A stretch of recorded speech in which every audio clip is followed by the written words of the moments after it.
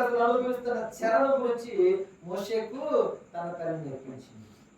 ప్రియమైన దేవుని బిడ్డలారా, ఈనాటి కాలంలో మన పిల్లలకు మనం ఏం నేర్పిస్తున్నాం? ఒక ప్రశ్న వేసుకోవాలి.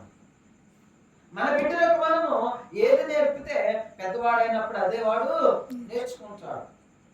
ఎవడి మోషే తల్లి యేసు ప్రభు గురించి చెప్పింది కానీ ఐగుప్తు దేశంలో ఉన్నటువంటి ఐగుప్తీయుల ఆచారాల గురించి కానీ, ఐగుప్తు దేశంలో ఉన్నటువంటి అలవాట్ల గురించి కానీ, దాని యొక్క పాపముల గురించి కానీ ఏమి ఆమె బోధించలేదు.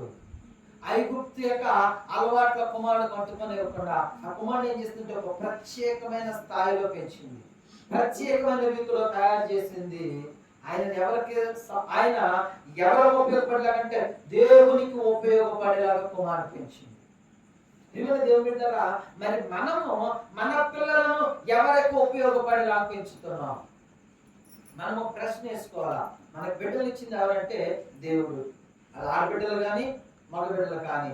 దేవుని కృప వల్ల ఆడబిడ్డలు ఉన్నవారు మగబిడ్డలు ఉన్నవారు మనకు దేవుడు బిడ్డలు ఇచ్చారని ఆ బిడ్డలకు ఏం చేయాలంటే మనము దేవుని కూర్చున్నటువంటి